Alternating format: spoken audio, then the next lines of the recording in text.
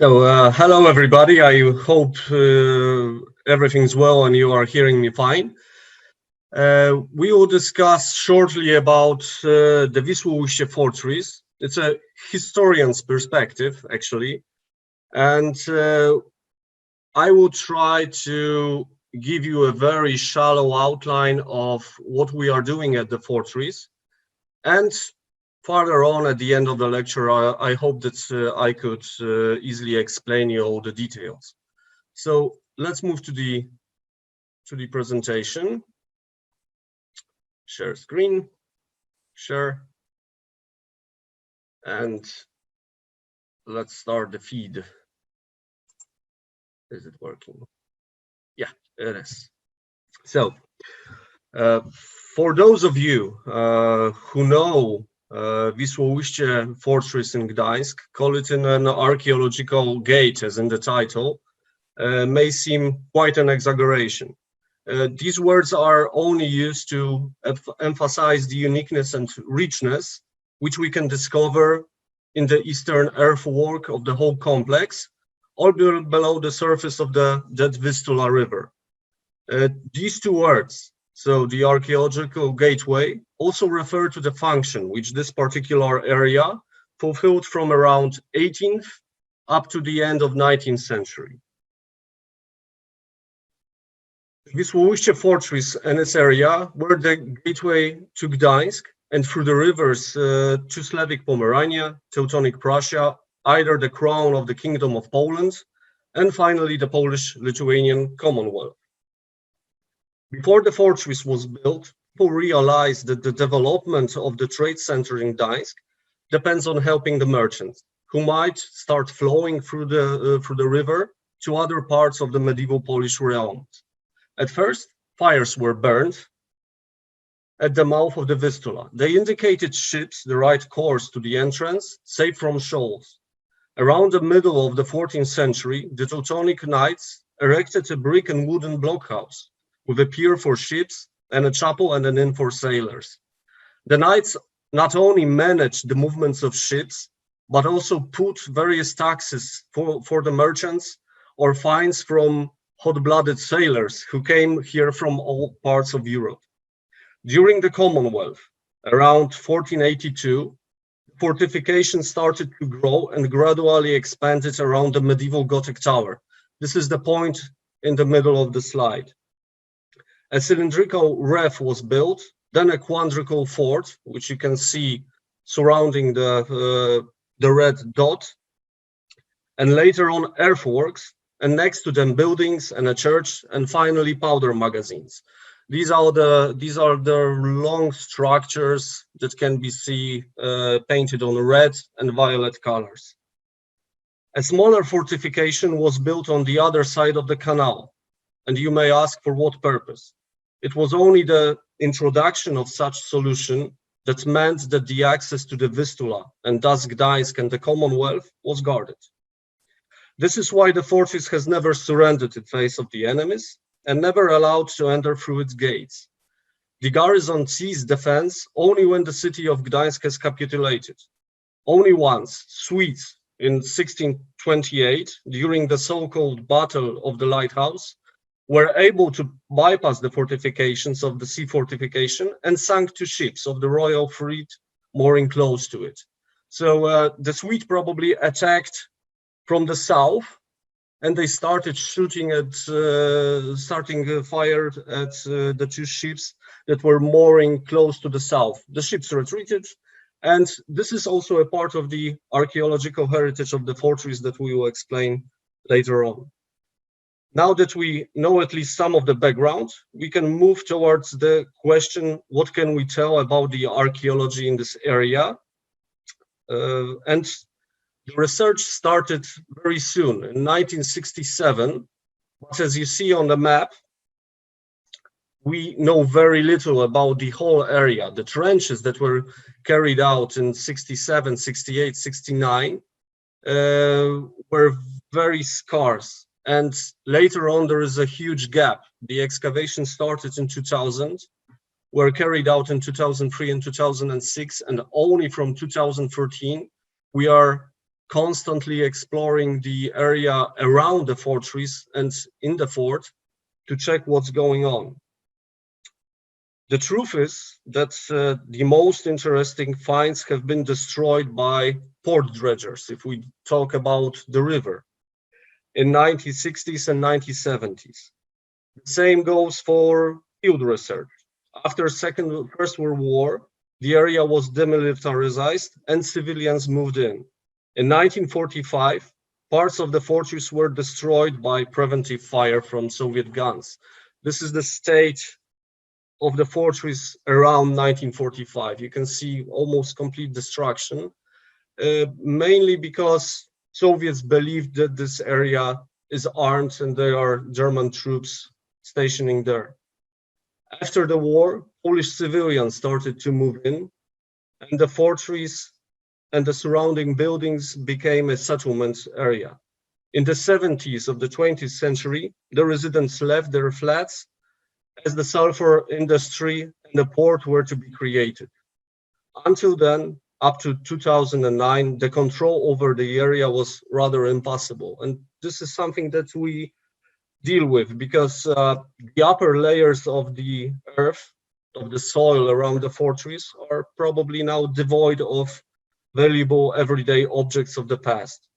They have fallen probably illegally into the hands of war military enthusiasts who inspected this area during the night. Despite all of that, you can still survey the external and internal moat of the fortress. So I hope I will have the there's the laser point. So we can still inspect the inner moat and the external one, which is not visible here.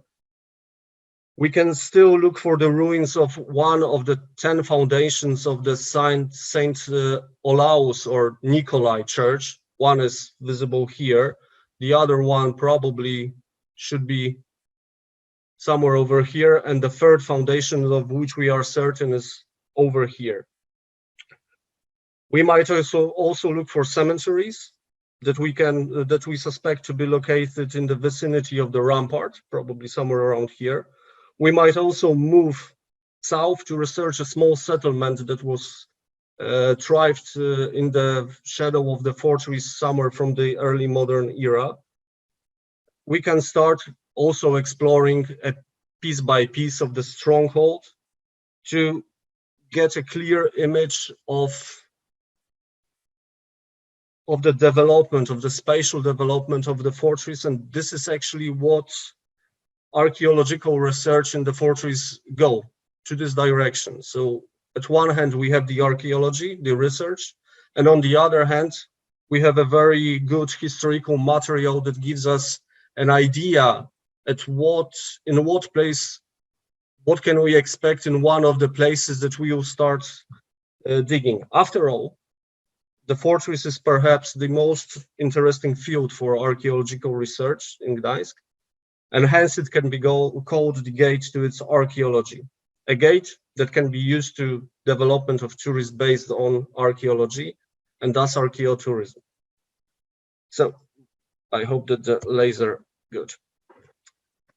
So we have a very shallow outline of what is going on in the fortress. So when we think of developing archaeotourism, first of all, we need to have a basis, a facility that could sustain and make all these things that happen in the Archaeobalt happen after the project ends. So thanks to the European Union and the Interreg South Baltic Sea 2014-2020 program, we create the foundations of archaeotourism.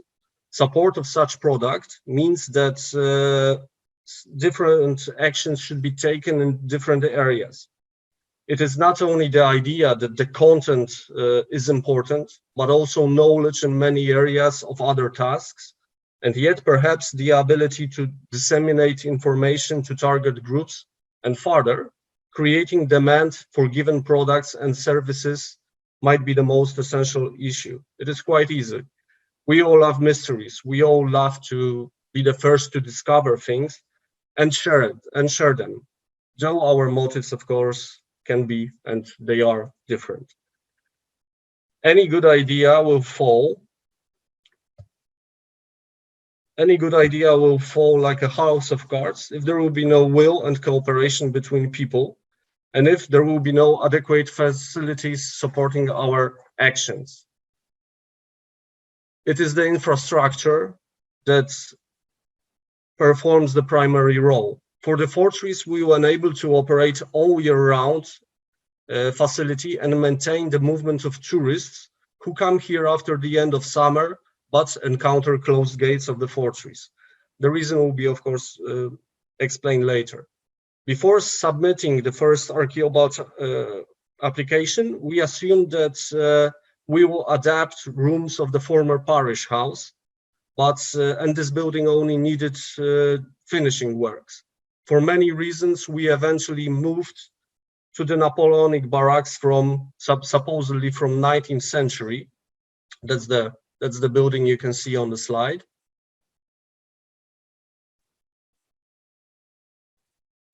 And thanks to the research, that's what we considered to be a building built somewhere around 1807, turned out to be an older building than we thought. This is thanks to the archaeologists from Denmark and from Poland, whom you can see on the slides working, and also architectural and conservation research that were carried during winter time. So not only the later research not only allowed us to reconstruct the original layout of the building, its purpose, but also the possible date of construction. And this you can see on the bricks. It's it's a low quality photo, but there is an inscription with a name and surname of the person and a date 1806. So perhaps this could make us think that the building was older, and in fact the foundments discovered by the archaeologists proved to be built somewhere around middle of the 18th century. Despite our efforts to fight the virus, we plan to open Vistulamouth Archaeological and Tourist Center next year, so it will be 2021. And let's keep our fingers crossed for keeping up this goal. The center will be a base for future international archaeological works, and also the visitors, the tourists, will have approximately 250 square meters with archaeological exhibitions and other ways to discover archaeology in form of augmented reality applications with various scenarios. It will be also a great adventure, and what we want to do is to show the opportunities of exploring the richness of Bornholm, Lund, and Ovid. So this center will also have the function to force the tourists moving, showing them the potential, and Aarhus, of course, from which Jens will be also included. But in the shadow of the Archaeological Touristic Center, from May to end of September, people will be able to discover monuments and their stories starting from below the ground. This is when we should move to the details. On the slides, you can see the Napoleonic barracks. Here you can see the old windows, the former windows that the barracks had. The ones to the left are newer. They were probably done somewhere close to the end of 19th century. There are also other points that make us think this way. There's, of course, a chimney, and this stripe, which you can see here, is in fact the wooden foundments of the cellar that were running through the whole building. We discussed the issues, how to adapt this building for the needs of the center. And during the speeches, we were informed that we have to think of another way of adapting this building, not primary as we thought. So this building, as in our previous plan, will not host any students. We will move the hosting facilities, the quarters, to the inner courtyard of Vistulamouth Fortress, but this is just a song of the future. We've also discovered nice paintings. Currently, the research, primary research has been completed, but the wheel cannot be faster than the cart. So we are waiting for scientific articles that will be published about the newest discoveries at the fortress. They will include not only this building, but also that what we excavated during 21 days of field works that were held in July 2019. If we go to the details, the formula that is strongly visible in the Archaeotourism Fortress focuses on large-scale festivals that attract thousands of people. And we concluded one of these festivals in early of July 2019. It was also connected with Baltic Sail.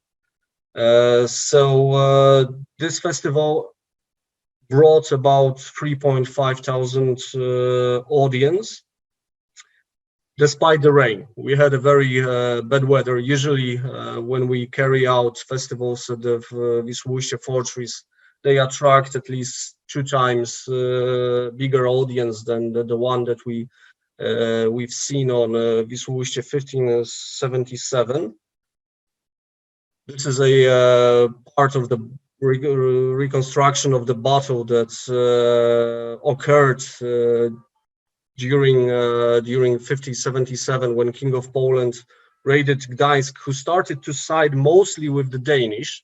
So this is also a hint to the history of this region that connects it with Archaeobald, but not in Iron Age or early medieval age periods.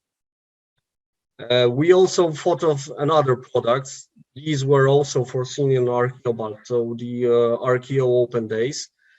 During 4 days of excavations, we attracted around 1,100 audience, and they were shorter than our partners. Why? The reason is very simple. So it was briefly explained earlier when we discussed the archaeology of Vistulamouth Fortress. We deal with, because the whole area is unprotected. There are several owners on the eastern earthwork of Vistulamouth Fortress. We cannot operate or make any gates that would prevent people from coming during the night. So most of the excavations were carried out in silence, without any media interest, only to gather the most interesting artifacts. And then when the excavations came close to an end, we put media information about the possibility to explore the archaeological richness of our rampart. So mostly youngsters came in. This is what was proven that this is a very good target audience, with parents. And we opened several trenches. The one you can see to the right, these are the foundments of 20th century building that we know very well from photographs. These buildings were destroyed soon after 1970. So up to 2009, this area around the fortress gradually changed. And around those foundments, we found 2,000 items, mostly pottery, some metal items, coins, knives, and also bones. So the area that we've excavated mostly, we think it was used primarily for gardening activities. So people actually grew some sort of minor crops there. These finds that we obtained during last years are not that spectacular as the research in 2000, when we found when the most of the found material was in fact metal. We thought also about making a third step to attract people to archaeology. This was Archaeourbex walks that the head of the Vistulamouth Fortress concluded with 29 participants. We thought that if we have two strong products that attract many people, we have to think about something elitary and also connected with the regions where the excavations have been concluded. So Archaeourbex walks were carried out mostly in the old gunpowder houses, the Napoleonic barracks that were shown also to the audience. What is most important, people had to reserve places, or they had to tell us in advance that they are interested in taking these tours. So 29 is perhaps not a big amount, but it also shows the motives of tourists coming to the fortress and their interest in something different than the fortress itself. 3 such walks have been concluded, and they will be developed during next years. We also think of other products that are foreseen in the Archaeotourism project. These are the board games that will be developed by the spring of 2021. We've already discussed the issue with several producers. We've put them our idea how to make a game about archaeology in the South Baltic Sea region possible. We had our idea, it has been changed. And what can we tell for now is that this game will consist of 2 phases. So during the first, our role will be to maintain the artifacts in a certain medieval period of time. So the game will be each of the person will have to compete with other players for those artifacts. And then in the second turn, they will be put in a place of an archaeologist that will have to find those items that we've acquired during the first phase of the game. The game will be, of course, free of charge. It will be available at the partners' seats, and it will be thought this way that it will maintain it will fulfill not only the educational role at your homes, but also during educational lessons.